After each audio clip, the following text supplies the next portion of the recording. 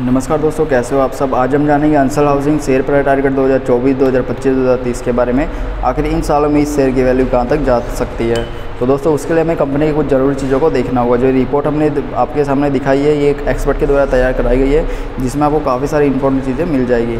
तो सबसे पहले जो कंपनी के बारे में जर्नल चीज़ें होती है वो सब दी हुई है, जिसे आप आराम से रीड कर सकते हो। जो इसकी लिंक है मैंने डिस्क्रिप्शन में दी हुई है, वहाँ से जाके आप इसे आराम से डाउनलोड करके रीड कर सकते हो। इस वीडियो में हम जो इंपॉर्टेंट चीज़ें सिर्फ उस पर ही फोकस करेंगे। तो देखिए, अगर हमें टारगेट वैल्यू निकालनी है तो उसके लिए हमें कुछ ज़रूरी चीज़ों को देखना होगा। तो सबसे पहले दिया हुआ कंपनी के पिछले 5 सालों की शेयर की कीमत में हुए बड़े बदलाव। तो जैसे कि हम देख पाएंगे 30 जुलाई 2018 के दिन कंपनी के शेयर की वैल्यू 15 रुपये के आसपास ट्रेड कर रही थी, और 31 जुलाई 2023 यानी 5 सालों के बाद यह वैल्यू 4 रुपये के आसपास हो गई। ठीक है, तो यानी पिछले 5 साल में कंपनी ने ज़्यादा कुछ अच्छा रिटर्न नहीं दिया है। अच्छा तो क्या दोस्तों, रिटर्न दिया ही नहीं है। जो मैथम ये गई है 17 रुपये के आसपास गई है। ठीक है, मतलब 2 रुपये का डिफरेंस आया है, जो कि एक अच्छा संकेत नहीं है। हमने यहाँ पे एक वाइट बोर्ड को रखा हुआ है जहाँ पे प्लस पॉइंट और माइनस पॉइंट को ऐड करेंगे। तो जैसा कि हमने देखा भाई, कंपनी ने पिछले 5 सालों में भी ज़्यादा अच्छा रिटर्न नहीं दिया है, तो ये एक नेगेटिव पॉइंट है। तो हमने यहाँ पे इसको नेगेटिव में डाल दिया है। अभी आगे देखते हैं भाई कंपनी में कितने प्लस पॉइंट मिलते हैं। इसके बाद दिया हुआ कंपनी के पिछले 5 सालों की फाइनेंशियल रिपोर्ट। तो इसके मुताबिक अगर देखें तो कंपनी देखिए 2019 में 225 करोड़ का रेवेन्यू बना रही थी, और नेट इनकम मतलब माइनस में थी, यानी कंपनी नुकसान में चल रही थी। और 2023 यानी 5 सालों के बाद अगर देखें तो कंपनी 372 करोड़ का रेवेन्यू बना रही है, जो कि काफ़ी अच्छी बढ़ोतरी है। अगर नेट इनकम की बात करें तो भाई कंपनी इसमें भी लगातार नुकसान में चलती हुई देखी जा सकती है, जो कि एक निवेशकों के लिए अच्छा संकेत नहीं है। क्योंकि अगर यह कंपनी पिछले 5 सालों से नुकसान में चल रही है तो कैसे ग्रोथ कर पाएगी। अब आगे बात करें तो कंपनी की संपत्ति में हुए फेरफार।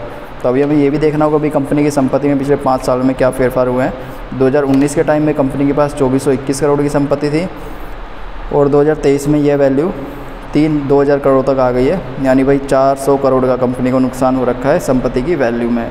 तो ये भी एक अच्छा संकेत नहीं है, क्योंकि जो कंपनी की रेवेन्यू सोर्स है वो भी लगातार कम हो रहे हैं। ठीक है, अगर आगे बात करें तो कंपनी के द्वारा दिया गया डिविडेंड। तो अगर कंपनी नुकसान में चल रही है तो कंपनी डिविडेंड कैसे दे पाएगी। तो कंपनी जैसा कि देख सकते हैं कंपनी ने 12, 13, 14, 15, 16 तक लगातार डिविडेंड दिया है। इससे कहा जा सकता है भाई कंपनी 2016 तक काफ़ी अच्छे प्रॉफिट पे चल रही थी, पर उसके बाद से अच्छा प्रॉफिट नहीं बना रही है, जो कि ये भी एक अच्छा संकेत नहीं है निवेशकों के लिए। अगर आगे बात करें तो आगे काफ़ी इंपॉर्टेंट चीज़ दी हुई है, वो है शेयर होल्डिंग पैटर्न। इससे हमें पता चलेगा कंपनी में कौन कौन से अभी भी इन्वेस्टर रहे हुए हैं। तो देखिए, सबसे पहले आता है टोटल प्रमोटर होल्डिंग। कंपनी के द्वारा इसमें कंपनी के द्वारा खुद के द्वारा की गई होल्डिंग का समावेश होता है। कंपनी के पास अभी भी खुद के 24.99 यानी 25% का शेयर रहे हुए हैं। ठीक है, और अगर आगे बात करें तो म्यूचुअल फंड के द्वारा कंपनी में किसी भी तरह का निवेश नहीं किया गया। अदर डोमेस्टिक इंस्टीट्यूशन इसमें समावेश होता है, जो भारत के बड़े इन्वेस्टर, बड़ी संस्थाएं, उनके द्वारा किसी भी तरह का होल्डिंग नहीं की गई। ठीक है, फॉरेन इंस्टीट्यूशन विदेशी इन्वेस्टर के द्वारा किसी भी तरह का होल्डिंग नहीं किया गया। और रिटेल अदर्स 75%। तो जैसा कि हम जानते हैं, अगर रिटेल अदर्स में कम ज़्यादा मात्रा में शेयर होते हैं होल्डिंग, तो वह अच्छा नहीं माना जाता है। ठीक है, जो कि एक अच्छा संकेत नहीं है। तो भाई ये भी एक अच्छा संकेत नहीं है निवेशकों के लिए, तो हमने ये भी एक माइनस पॉइंट में रखा।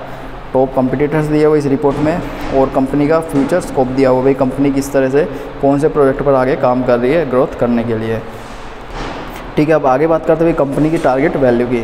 तो दोस्तों एक चीज़ आपको बता देते हैं भाई, जो ये वैल्यू है एक अंदाजित वैल्यू है, किसी भी प्रकार का ये सजेशन नहीं कि भाई आपको लेना चाहिए, ख़रीदना चाहिए। इससे आप थोड़ा अपना अंदाजित जो है बेचने या ख़रीदने का एक डिसीजन आसानी से ले सकते हैं। तो देखिए, प्राइस टारगेट वैल्यू को देखें तो 2024 में एक्सपर्ट के द्वारा ये वैल्यू बताई जा रही है, जो अंदाजित वैल्यू है वो है 7 रुपये से 8 रुपये के आसपास। और 2025 में ये वैल्यू बताई जा रही है 12 से 14 रुपये के आसपास। और अगर 2030 को देखें, 2030 में इस शेयर की वैल्यू बताई जा रही है 90 रुपये से 105 रुपये के आसपास जाने की संभावना है। ठीक है, इसके अलावा हमने कंक्लूजन दिया हुआ है, FAQs दिए हुए हैं। तो दोस्तों इसके हिसाब से अभी तक जो हमें ये जानकारी मिली है वो हम आपके साथ शेयर कर दी है। जैसे जैसे हमें अपडेट मिलेगी आपके साथ भी हम शेयर करेंगे।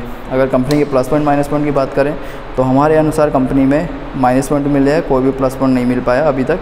ठीक है, आगे देखते हैं भाई कंपनी किस तरह से ग्रोथ करती है। तो कैसी लगी आपको वीडियो, हमें कमेंट जरूर कर। वीडियो अच्छी लगे तो लाइक कर लेना, और आपके अपने चैनल को सब्सक्राइब करना ना भूलें।